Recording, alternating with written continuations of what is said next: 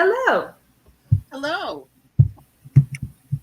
We're starting out today on our Not Mom conversation talking about the 48th anniversary of Roe v. Wade, which is, I believe, tomorrow, the 22nd of January. I know people are going to watch this months from now and say, it's not tomorrow, but for us, it's tomorrow. And so we've never discussed abortion in general, and we certainly never timed it so that we were at anniversary time. I think we'll all be seeing it in our newscasts and things, but not like normal because the pandemic is making everything not normal. So where normally in most Januaries, ever since 1974, when Roe v. Wade was enacted in America to legalize abortion, there's been people who are against legalized abortion marching in our nation's capital in Washington. They call it the Right to Life March. But this year, that's going to be virtual. So it's a totally different January. Of course, we have a new president, too, which makes it a totally different January and impacts the subject. Absolutely. And before we get too deep into it, we always want to go through our kind of code of conduct, especially with a topic like today that could be a little divisive. So we want to make sure everybody understands the rules of interacting with the Not Mom. And of course, we definitely encourage you to type comments. We'll share them on screen. But keep in mind that the Not Mom conversation is a welcoming space that listens to, understands, encourages, and embraces women without children by choice or by chance. And we also have a lot of girlfriends who are moms, so the use of mean girl terms to describe moms, their children, or women living a different Not Mom experience than yours is unacceptable. So just know that going into the comments section, but we want to hear from you and we want to interact with you and talk about our subject. So let's go ahead and bring our guest on, and she can introduce herself. Mallory, hi, how are you? Hi, I'm great. How are you all? Wonderful. Still safe. Yeah, I feel great today. I feel a little lighter than I was when I woke up yesterday morning. I am Mallory McMaster. I live here in Cleveland, Ohio. I am an abortion advocate. I wear a lot of different hats, but the work that I do all comes back to abortion somehow. I own a communications and marketing firm called the Fairmount Group, and a lot of our work centers around social justice and political communications and political campaigning. And my expertise area is talking about abortion. I'm someone who had an abortion, and I'm someone who definitely is going to have another abortion if I need it. And I want people who have had an abortion or will need an abortion in the future to feel like they're safe and they're comfortable and be able to access the abortion care that they need without having any barriers. For those of you who live in a state like Ohio or who follow the news about abortion, you know that it's kind of like jumping through an obstacle course to get abortion care sometimes. We have, depending on the state you live in, different legislatures around the country pass different laws that make it so it's confusing and complicated. So the work I do helps communicate how to have an abortion. And then we also try to elect politicians who try to alleviate abortion barriers. And we communicate with politicians who are already in office about why it's important to get rid of abortion barriers and make sure that abortion is affordable for everyone who needs it. So, yeah. Can we start by talking a little bit about the misperceptions? I mean, I've heard over the years I've even heard people say that the only people who are for legalized and safe abortion are women who just trying to defend their own actions, that because they've had an abortion, suddenly they want to make it legal. Or the people who think that only young women get abortions, or only single women get abortions, and so I'm already sort of hinting that I don't think any of those are true, but what do you think? I think that there are so many misconceptions about abortion, and they all feed into what's called abortion stigma, right? So when you carry all of those lies and the hints and the whispers about abortion around with you, but there's no actual funnel of truth and knowledge that people have access to, you don't really know what's the truth. And you start to worry if maybe that's true. The reality is, in Ohio alone, there are just about 20,000 abortions done every year. And those are abortions that happen outside of hospital settings. And those are abortions that are done by physicians or by medical providers. We know that a lot of people do their own abortions too, which is not as unsafe as it used to be. It's actually something that people are doing more and more regularly, and it's becoming safer, and it's going to be something that we have to rely on as we move into this terrifying political climate. You caught me off guard there, Mallory. Does that basically refer to medication? Yes. Like the day after pill? And not the day after pill, medication abortion. Sorry, I knew day after pill isn't an abortion. I did know that. Yeah. But there are, other people use different methods. So we know that indigenous cultures used different plant concoctions to induce an abortion, and those are safe. It's not the same abortions that you heard about in the 70s done by predatory, typically men who hurt women, and then they were denied health care at emergency rooms because they were just pushed out of healthcare. These are people who feel safe and supported at home, and they would prefer to have an abortion in an environment where they feel safe.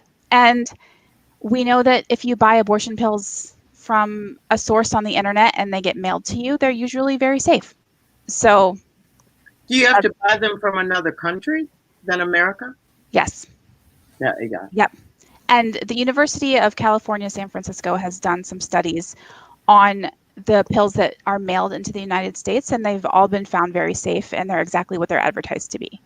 So there are a lot of different universities and organizations doing research on self-managed abortion right now, and it's becoming more and more prevalent. And what we're worried about is the risk of prosecution for people who use that method, because that's what's coming next. And we know that it is something that you can't tell that apart from a miscarriage. So if they start trying to prosecute self-managed abortions, they're going to be prosecuting people for having miscarriages too. And that's not what we want. But some of the other misconceptions are, only young women have abortions. Well, that's not true. People into their 40s have abortions. I would say that the average age, I'm not sure what it is in Ohio or nationally, but it skews older than people think. It's not teenagers. It's not people in their very early 20s. I think it's probably mid-20s of people who have abortions. Most people who have abortions already have children. They're mothers. They realize that they cannot take care of another child, or that they understand how much work it is and how much money it takes, which is really a big deal in the society we live in right now, particularly knowing that we don't have childcare. So they say, you know what, I can't do this again. I can't bring another child into my household. People sometimes think that it's only welfare queens. Well, people all over the economic spectrum have abortion care. In fact, people who use public support or social safety nets are more likely to be in poverty, and they have more barriers to abortion access. So when we saw legislation enacted in Texas that severely restricted access to abortion, people who lived below the poverty lines had fewer abortions because they couldn't access clinics. And that wasn't because they didn't want abortions or they weren't getting pregnant. It was because the government there made abortion inaccessible and illegal for them. So it's a shame. But no, a lot of the misconceptions people have about abortion are very false. It's not painful. It's not a dramatic procedure. People who work in abortion clinics are very nice. We do a lot of eating. Go ahead, Karen. I had an abortion. It hurt. It didn't hurt. It didn't hurt when it was happening. There was just severe cramping afterwards. That's normal. That's normal. Yeah, I know. Yeah. And they told me it would happen, but I hate cramps. Luckily, I'm old enough now. I don't have to worry about it. But I hate cramps too. My abortion I had, I was kind of out of it. So I woke up, and the worst thing that happened to me was I snuck my phone in for some reason. So I had my phone, and I was still kind of like under the influence of drugs. And one of my friends posted on Facebook that she was moving, and needed people to help her move. So I'm like, I'll do it. I'll help you move. So I got like roped into helping my friend move because I was just like on drugs and out of it. And that was the most painful thing that happened to me during my abortion. And it was rough. But no, I mean, you do have some cramping. There is some discomfort when, your uterus is dilated just a tiny little bit, but it's not a brutal, horrible procedure like the other side would make you believe. The word surgical, I think, scares some people, but there's no cutting. There's no surgery involved. It's, the same concept as a pap smear for the most part. And I think that takes people by surprise. But yeah, I think that people, because we don't talk about it, people seem to think that abortion clinics are dark and scary and secretive places. But if you walk into clinics, particularly feminist clinics around the country, they're warm and inviting, and they want you to talk to one another, and they want you to have a positive experience. And most of the people there have had abortions there, or their family members have, and they really love the work they do. So pretty much everyone I've spoken with who was a patient at a clinic I've worked at has said, I'm really surprised. This is not what I expected. And that makes me happy, but it also makes me sad that how many people aren't having an abortion because they're scared. Well, in today's world, I feel like the scariest part may be crossing the line of protesters who are outside your clinic. And once you get in the clinic, you're embraced and cared for by absolutely trained professionals. I going back to misconceptions, I feel as though there's a belief worldwide probably that if only you wouldn't have your abortion, someone would adopt your baby. And as a Black woman, I do not think that is true. No. I often tease my husband and say, if I wanted a Black kid, I could get 6 at once. I mean, I have so many white girlfriends who, have struggled to find, a white baby, not go to China or Russia or somewhere like that. But the idea that if only you would let your baby come into the world, someone will adopt it and love it and take care of it is certainly not true. I don't think. No, absolutely. And there's a false equivalency, I think, between having an abortion or adoption, right? Because when you have an abortion, you're saying no to pregnancy. And when you choose adoption, you're saying no to parenting. And I think that those are two very different questions, particularly when you think about the connection that a lot of people make carrying a pregnancy. A lot of, when people choose to be surrogates, they consent to being surrogates, and they do it knowing, okay, I'm going in, I am prepared, I'm in a good mental state to say goodbye to this baby that I've carried for 10 months. But if you have an unexpected pregnancy and you don't really want to deal with it to begin with, and you're not really in the best mental state, and you're not prepared for that emotional bonding that comes with, and it's biological too. I mean, you can't just turn it off. You can't say, well, I don't want this. And then, you give birth and you see the baby, and biologically, like it kind of takes over, and it's really difficult. And then for the rest of your life, like that's something that you can never forget. And the adoption industry has not been kind to women who give birth and give their babies up for adoption. It's been very manipulative. And I think that there are organizations that do adoption work who have been a little more ethical in the way that they treat birth mothers, as far as having more access to their family and being able to choose more things about how their baby will grow up and the healthcare their baby will receive and stuff like that.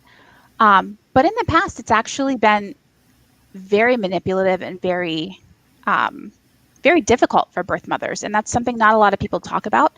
So very few people choose adoption, I think, compared to abortion because of all of those things. Plus, carrying a pregnancy is difficult physically. I don't know if you knew me when I was pregnant, Karen, but I complained every single day. Dawn hated it. every day. It was the most miserable experience of my life, and I will never do it again. And I think that a lot of people feel that way. Like I'm open about everything, but it was difficult for me to work. I don't think you hear that very often. I think you hear the women saying, being pregnant was the best months of my life, and my husband treated me like a queen, and many women I think do feel good. Yep.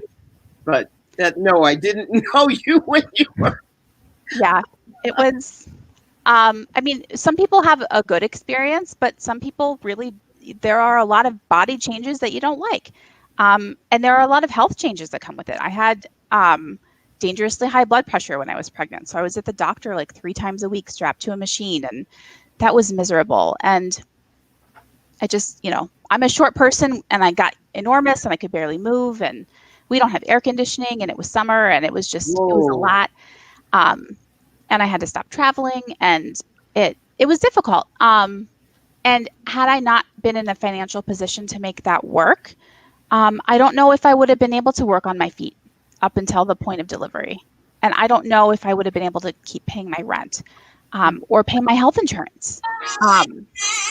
Sorry. So I can absolutely understand why someone would say, I can't even carry this pregnancy to give this child up for adoption because I will lose my home.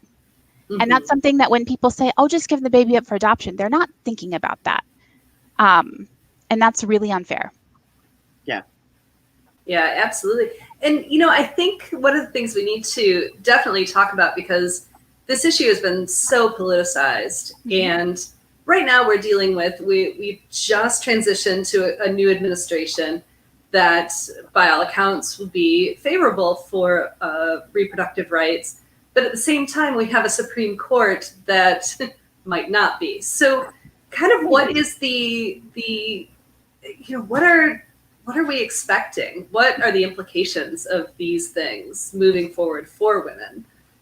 Can I ask something? I'm not the expert, Mallory, you know that, but I'm going to add to Laura's question that if you saw yesterday, January 20th, the very first press conference for our new president, there was a question from a Catholic media representative asking about President Biden's feelings on abortion, even though he has said that he supports a woman's right to choose. So in terms of, I as a former PR person myself, I thought to myself, for that to come out on the very first day, to me signals there will be more heat for him, certainly from Catholic organizations and Catholic people.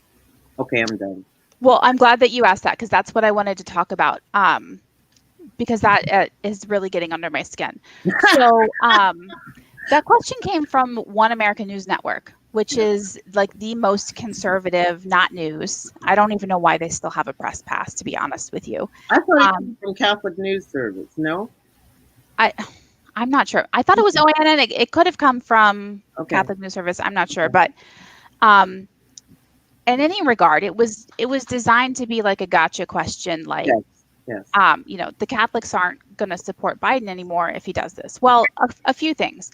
First of all, the president of the United States can practice whatever religion they want, and he has no right to impose those religious beliefs on the people who live in this country. So his press secretary's answer, well, President Biden is a devout Catholic and goes to mass every week. That's how she answered that question. Like, my jaw blew it up. She wanted to blow it off. I mean, my jaw dropped. I was like, oh, this is not going to be fun for 4 years. I knew I was going to have a rough 4 years, but that's not an okay answer. 60% of practicing Catholics support access to abortion. Catholics have abortions at the same rate as everyone else. They use birth control at the same rate as everyone else. And they support the repeal of the Hyde Amendment at the same rate as everyone else. So to say that his devotion to his religion has any impact on federal policy is mind-blowing to me. So over the summer in 2019, there was a really big hubbub because all of the Democratic presidential candidates had come out, maybe with the exception of Tulsi Gabbard, who I've just tried to remove from my memory. And they said that they supported the repeal of the Hyde Amendment and Helms. So the Hyde Amendment was a policy enacted in 1973 by the most evil man on earth, Henry Hyde, who was a congressman from Indiana who kind of like set the foundation for Michael Pence, who said, I would like to outright ban abortion, but I can't. So I'm going to use Medicaid to do it. And he said that you cannot use Medicaid funding to pay for abortion care. We know that the majority of women who access healthcare using Medicaid are Black women. So the implications of the Hyde Amendment hit much more heavily among the Black community than the white community. So it is a racist and targeted attack on people living in poverty. A few years after the Hyde Amendment, Helms, which is another amendment, was passed, and that created an exact copy of the law, but internationally. So domestically, it's Hyde. Internationally, it's Helms, which is a little different from the Mexico City policy that we hear about. So for years, and this started before Hillary Clinton, the Democratic Party's platform has included repealing Hyde and Helms because we know that one of the biggest barriers to equality and economic justice and freedom for women is being able to control your own body. And we have to be able to access abortion. And unfortunately, in that country, that means paying for it. $400, $500 should not come between me and the rest of my life. And when I had my abortion, 8 years ago now, had the Cleveland Clinic not had insurance that paid for it, I wouldn't have been able to do it. And I can't imagine where my life would be if I hadn't had access to my abortion. So I understand what it means when someone is faced with, oh, wow, I don't have enough money to do this, but I know how important it is for the rest of my life to do this. And it scares me to know how many women out there don't have access to abortion care simply because they can't find $400 or $500. So over the summer, Biden was asked by a reporter, do you support the Hyde Amendment? And Biden said, yes. And because that's what he had always said. And then everybody kind of went, what? I think his campaign went, what? And the next day or 2 days later, his campaign came out with a statement that was very heartfelt, I think. And he said, look, when I started in politics, the world was a very different place.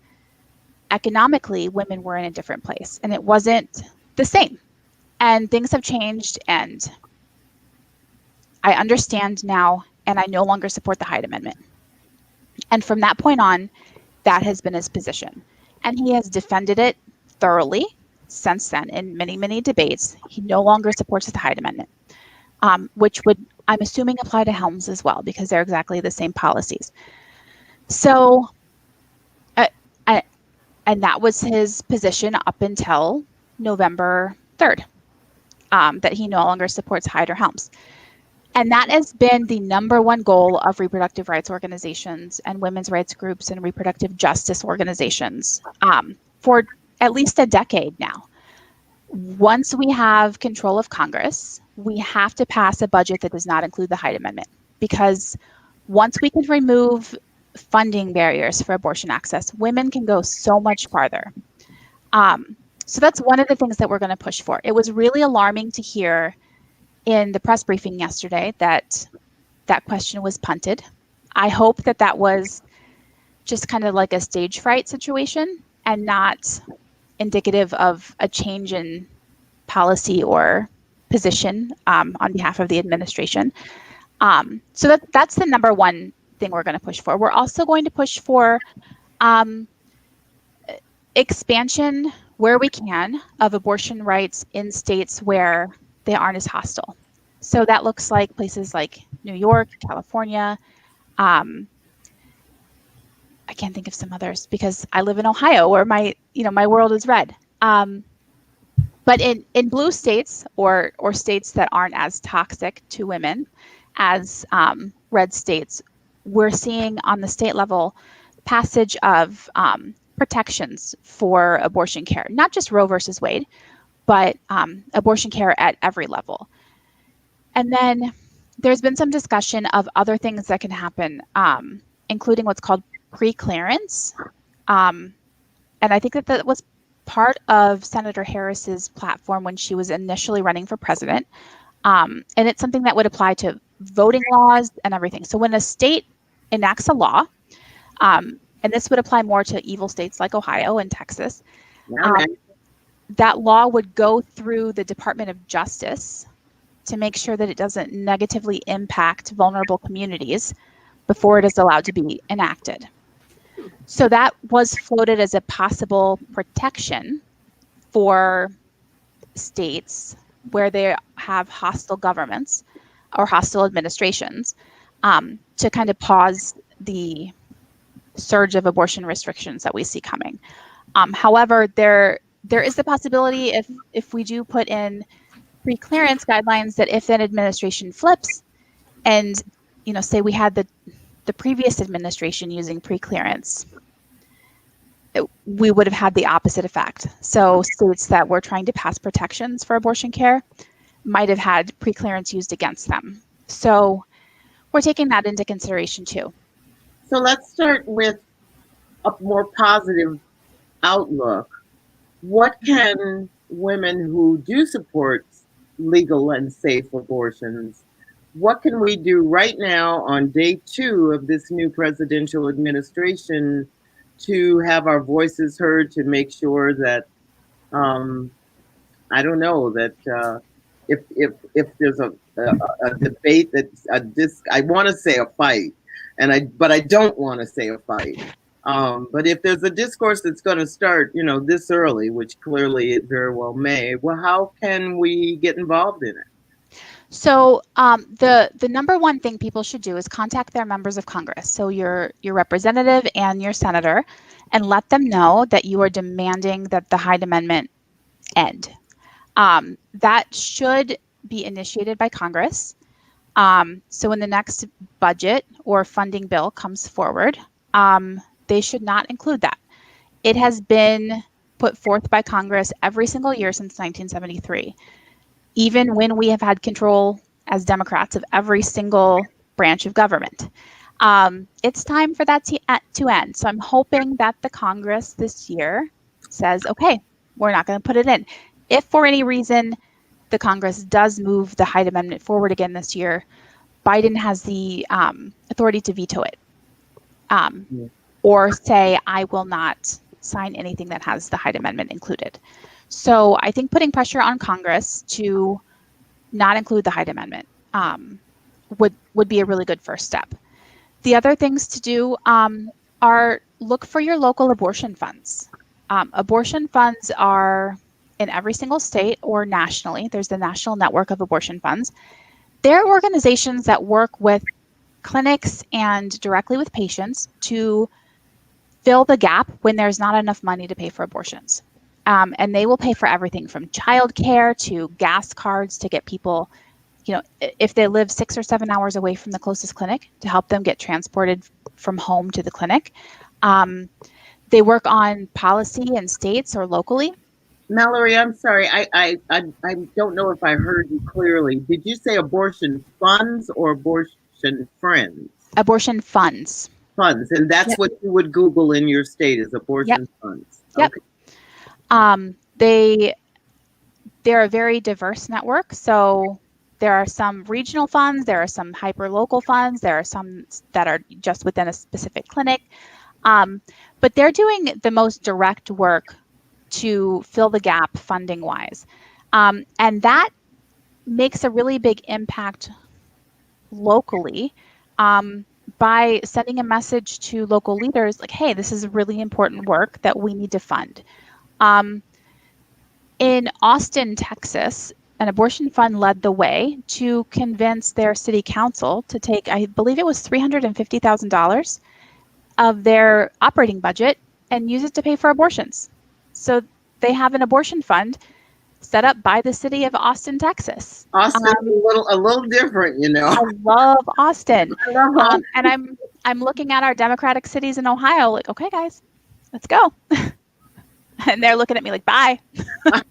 And it's fun to think about. Though I'm in Georgia right now, and our Senate seats both just flipped. So, like, to think that that Georgia could actually be part of the difference is kind of crazy to think about right now. But yeah, involved in it, we can make it happen, Laura. Yeah. Georgia has some of the best reproductive justice organizations doing some of the best work.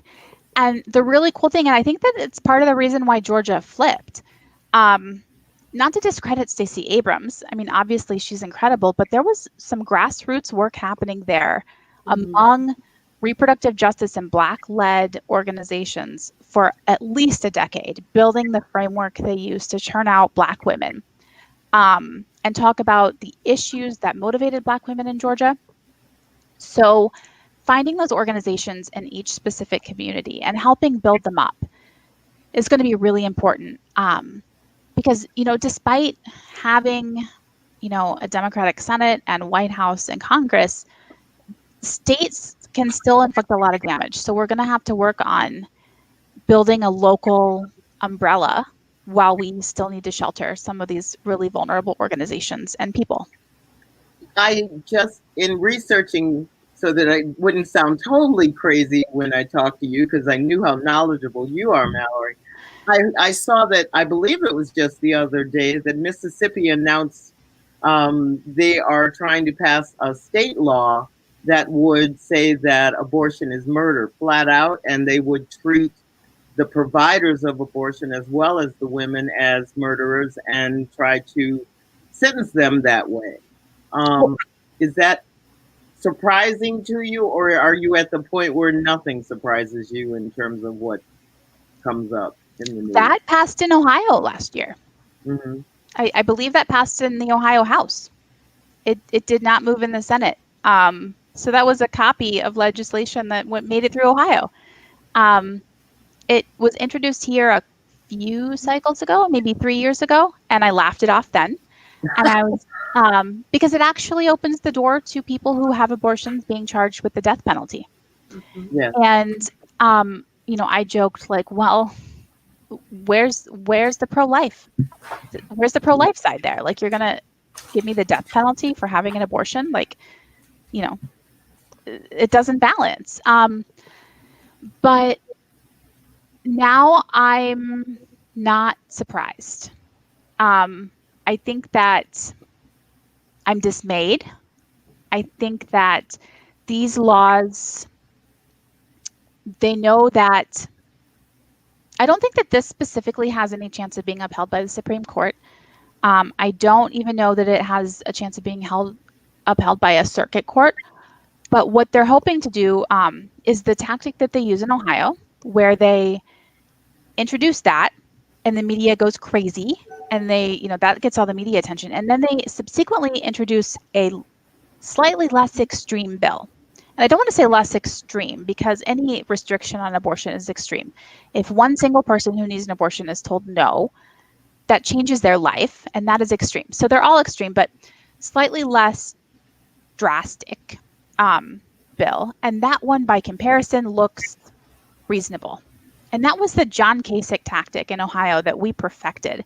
And now we're kind of seeing it all over the place. So I expect in Mississippi that you will see a different ban or different restriction come through that alone would be ridiculous, but next to the total abortion ban will seem reasonable, and that one will pass without much fanfare or attention. Right, that it makes it feel like, oh, but we're actually compromising. Yeah. See how we're compromising here? Yeah. Oh, look, we're moderate. Mm-hmm. Yeah. Yeah. The other impact that has, and I think that the Republicans, sometimes people like to give Republicans or anti-choice politicians credit for this, but I don't. They know that it creates stigma and misinformation and doubt among the public.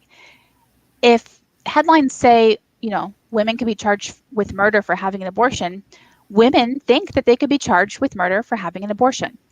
Every time a bill like that is introduced or makes the news in any way, people who have abortions scheduled Doesn't matter where in the country, what city you're in, they think that abortion is banned. So if they need an abortion or they want one, they don't even pick up the phone to call and schedule it. They assume they can't have one. That breaks my heart. Or B, if they have one scheduled, they just don't show up. Or C, they call and they're crying, asking, what do I do now? And we have to talk them down saying, no, it's okay. You can still come in and have your abortion. And no one should be put through that emotional trauma.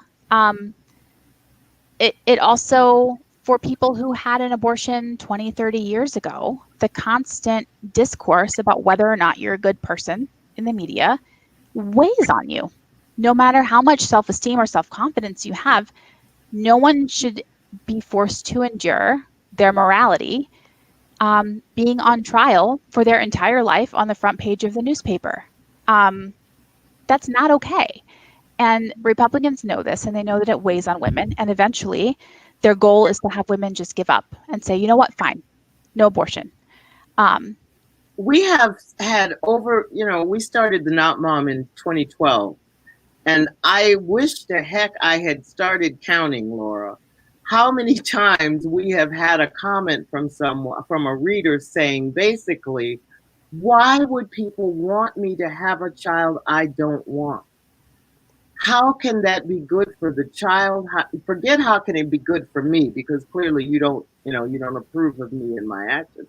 But how can I be a good mother to that child? How can that child have a good life when you are forcing me to give birth to it and take care of it and for 18 years and I don't want it, which can lead to abuse, child abuse, and so much more. So it's sort of along that same kind of line of just illogic.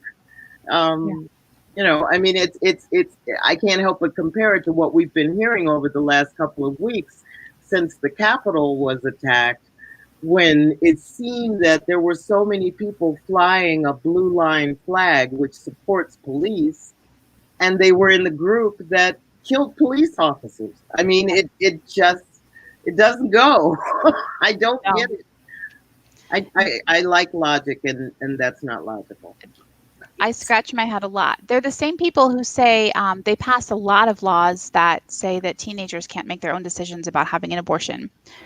But they also insist that teenagers are too young to be parents. But they can go to war. They're not old enough to vote, but they want to force them to be parents. But they don't want to give them the respect or the access to resources they need once they force them to be parents either. You can't get a credit card. You can't buy a house. You can't get, your own rental assistance or anything like that.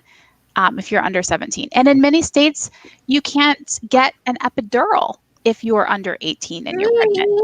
Wow. And a lot of parents use that as a punishment for their daughters who get pregnant. When I was giving birth, that was happening in the room next to me, and it was awful. Yeah. So wait a minute. Seriously, I mean, I feel like Whoopi on The View here. My head's exploding. So I'm mad at my daughter for getting pregnant, and I'm going to make her have as much pain delivering my grandchild as I possibly can? Yeah. Okay, then. Yeah. All right, I got it. Yeah, that is a thing that happens. Senator Nikki Antonio and I can't think who else it was. They passed a bill, I believe it was last year. I think it passed, that fixed that problem in Ohio. So now young people can consent to their own OB procedures when they're pregnant, except abortion, not abortion. You still have to have parental consent. But in many states, you're still not allowed. And yeah, that there is a very historical precedent for mothers using that to punish their children. And there's a little bit of, I did it when I had you, so you're going to do it now. And there's a little bit of, I'm angry and this is a punishment. I don't mean to take us left off of this topic, but I just want to know, am I right that also happens with contraception for teenagers? So if I want to go put myself on the pill because I know I'm sexually active, but I don't want my mom to know, I'm guessing there are many states where I just can't do that. I need my parents' approval to get birth control. In Ohio, you definitely do not need your parents' approval. And I know that in Cleveland schools, you can get it at school, which is wonderful.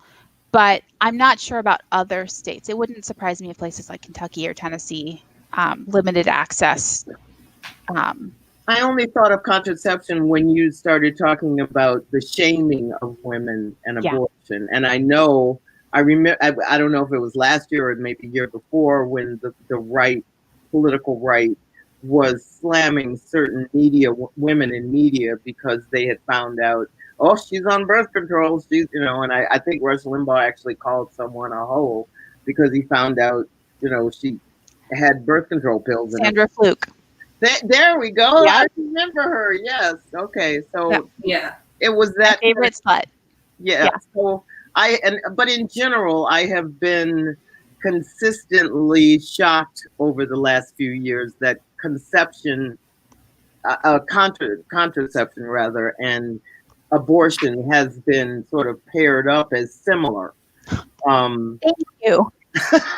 Thank you. They should not be discussed. No. Together at all. And people sometimes look at me like I have three heads when I say that. But no, abortion treats an unwanted pregnancy for any reason, and birth control prevents pregnancy. You can give every single person in the United States effective birth control, and you will still need abortion care. And when you start talking about birth control as an alternative to abortion, that inherently shames abortion, as if you should be doing something to prevent getting pregnant. And if you did it the right way, you wouldn't have needed an abortion. Or you should have done more to prevent getting pregnant because having an abortion is a bad thing. I'm sorry, but people can choose whatever method of birth control they want or none. And if they decide to have an abortion, they decide to have an abortion, and they still need one. If someone needed a heart transplant, I don't see,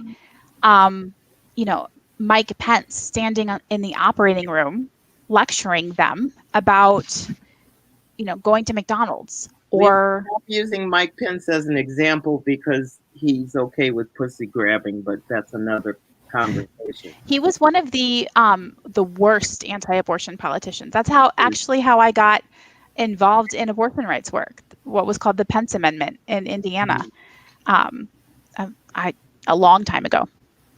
But yes, so I think, you're right. I think that we have to separate birth control and abortion and talk about them separately. Otherwise, there will always be stigma around abortion because we shouldn't have an alternative to it. It's just abortion. Laura and I were talking about women, especially once the internet really became popular, that more women are sharing their abortion stories. But what you're helping me see is that perhaps more people, men, women, who know the truth, should also share the truth, whether or not they themselves were the result of an unplanned pregnancy. I'm here to represent the mistakes of the world. I know I was a mistake. I mean, I do. I know I was. And my parents got married because that's what you did in 1954. And it didn't last because why would it? But the whole idea that you can't even get birth control just sort of blows my mind. But I do think in this conversation, I mean, in the research I was doing, I learned a new phrase, which I'm sure isn't new to you, Mallory, called reproductive stigma, where they broadened it so that it's not just stigma about getting an abortion, it's stigma about going into a store and buying the sponge and getting a dirty look from the pharmacist, or it's, it can be stigma all around the whole broad subject of what's going on with a woman's uterus. Yep. And every time I'm at the pharmacy, I notice that condoms and pregnancy tests are locked up, and ovulation kits and the personal lubricant that helps with fertilization is not. That's because nobody's going to shoplift that. That's a really good point. Really, it is. I'm going to shoplift condoms. I don't care about That's a really good point. On a date. But there's also, plan B, that you have to take the little card, at least in Cleveland Heights, and go back to the pharmacy and pick it up. And there's a lot of stigma. Like, what if someone sees you? And what if you're older than people would expect or younger? Or, I think that, yes, reproductive stigma 100% is something that people struggle with. Or if, you're married and all of a sudden, you decide that maybe you want to have sex with someone else, but you don't want your partner to know. You still deserve access to birth control that's effective. And maybe you don't feel comfortable asking your doctor about that because of reproductive stigma. So I think that we've got to bust that for everyone, because without that, and that includes being able to talk about abortions, we're just going to be stuck in this cycle where we have a vacuum where people who have these experiences don't talk about it. And that vacuum is filled by the extreme minority out there that is just extremely loud. And those are the people who get paid to stand in front of abortion clinics with signs Monday through Friday, 8 to 5, and all day on Saturdays. Exactly. And we did talk about before the show that one of the things we wanted to do before we closed out was give people access to places where they can share their stories. Because, when we're not silent anymore, there's power in that. So we just want to share a couple real quick. Let's see. Karen did a whole bunch of great research. So we've got abortionoutloud.org. We have WeTestify.org. I love We Testify. I'm a We Testify abortion storyteller. Okay. And the reclaimproject.org. And if you're in, well, it helps if I spell things right. So first, let's change that. You're in the UK, is that the one? That is the one, but it helps if I actually spell it right before I put it up on the internet. I think it's BP, like British Pregnancy Assistance Service, which I was impressed with. I was also, and again, Mallory, don't laugh because I'm just learning so much stuff. I didn't realize that Britain had legalized abortion not that long before America, but they did. It was a little bit, or they're already past 50 years, their 50th anniversary. Do you know of anything that people that's I still can't spell in the pipeline about what will happen on the 50th anniversary? What advocates do have goals, or are meetings just now being held to sort of figure out, okay, what are we going to do when it hits 50? I am not sure what's happening around the world. Just America. I mean, in terms of the 50th anniversary of Roe, I don't know. Okay, let me ask you this: do you think that Roe will successfully be reversed at any point? So that's an important question. I think that that Roe itself will not be reversed. I don't think that there's any the Supreme Court has never granted a right and then taken it back. And I think that will not happen. What will happen is what we're kind of seeing now. Like today, for example, in the Fifth Circuit, there is a law from Texas that is a 15-week abortion ban that's basically saying you cannot perform this specific procedure. And laws like that are going to move their way through the courts. They queued them up during the Trump administration. They are just packed in the courts. And then they queued up the courts with all of the Trump administration appointees. Mm-hmm. So they are just ready to go. And those are going to start hitting the courts. And the little chips away at abortion access like that will peel away access to abortion, so that while Roe will still be there, the access that it grants will be taken away. So you will have the right to have an abortion, but there won't be any abortion clinics, or there won't be any abortion providers, or it will be too expensive. And a right without access isn't a right. So that's why we're working on things like self-managed abortion. So you can have an abortion at your home without going through a clinic, getting pills brought in from a different country if you need to. We're working on making sure that access to telemedicine abortion is expanded. So you can go ahead, Karen. No, just explain that. You probably were about to, and I cut you off. Yeah, telemedicine abortion is, since the COVID pandemic hit, we've probably all had a telemedicine visit with our physicians. And that's no different from having a visit with an abortion provider, getting medication abortion pills. Basically, kind of like we're talking right now, face to face, share your symptoms with the provider, and then they give you a prescription to take to your pharmacy to get the abortion pill, which is safe.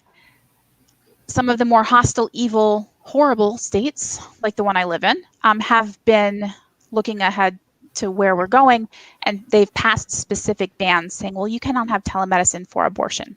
Go ahead and have telemedicine before your heart transplant or before your knee replacement, but not for abortion. There's no medical reasoning behind that or justification. Thank you for explaining that. I've been seeing those headlines about not just Ohio, but other states saying that. And I kept thinking, I don't understand. Why can't I have a televisit with my gynecologist? But now I thank you for that. Yeah. It's simply because they're trying to outright ban abortion. And it's important in states like Ohio, where large rural parts of the country or the state have no clinics. So where I'm from, like in the Hocking Hills area, there's just nothing. You either drive 3 hours to get to Columbus or you're out of luck. And many people are just out of luck. They don't have abortions. They don't have a car. They don't have a friend with a car either. Right. Or they don't have childcare. So, or time off work. So it's tough. Now you've made us sad. But it's going to get better. It's going to get better. We've been preparing for this moment.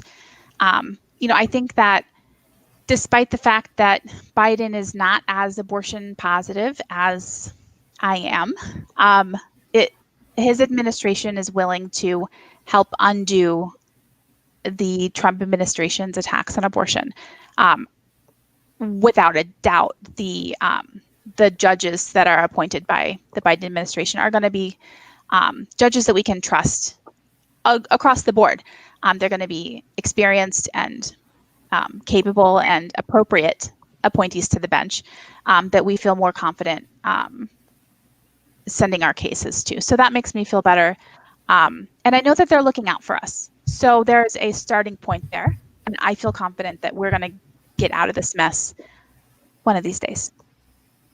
Wow. So, I like being able to end this with a somewhat hopeful note. I know it's a complicated issue and, there's a lot of work left to be done, but we're really glad that you came on the show to shed some light on it and, that we can talk about it more. Yes, Karen. I know we're almost done, but Laura has put up places where women can share their abortion stories or problems that they're having online. But my question is one I hadn't thought of in advance, Mallory. After listening to you and your passion and your expertise, I'm wondering, how many women are sitting here going, I want to be like that broad, man. I want to go. What would you recommend? I mean, I have to say that when I think of abortion supporting organizations, I think of NARAL, I think of Planned Parenthood. Where would you recommend a newbie go to say, I'm here to volunteer, I'm here to walk women through the protest line, I'm here to do whatever you how do I learn to be you? And when I say that, I just mean come out of the closet. I told Laura, I said, I've been running the NotMom all these years. I've never written about my abortion because it still hurts, frankly. I surprised myself that I'm not worried about, getting hated online as much as the idea of writing about it makes me cry, and I don't want to do that. Well, I'll fight anybody who hates on you online. Don't worry. So there are a few organizations that people who want to get involved in the fight to protect reproductive access can get plugged in with. Abortion funds are where I send people who want to do on the ground work, like escorting people. A lot of abortion funds are connected with clinic escorts. Clinic escorts are the people who walk patients through lines of protesters.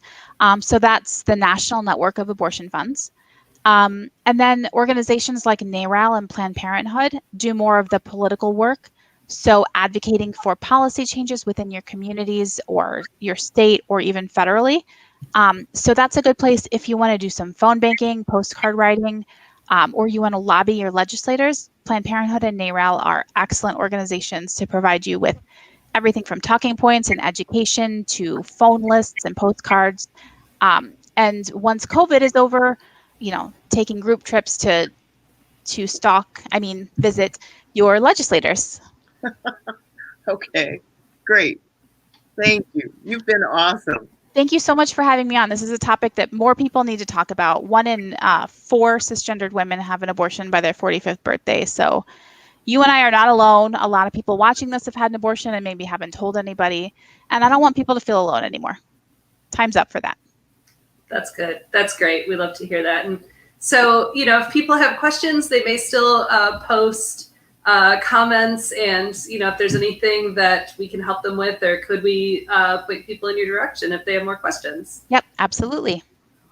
All right, wonderful. Well, thank you everybody for joining us on the Not Mom Conversation, and we will see you all next time, although I don't know exactly when that will be. I think people were mesmerized by you, Mallory. I saw one comment go by, a woman who, she's not on my screen right now, but she said this was an illuminating discussion, and that's what Laura and I wanted it to be.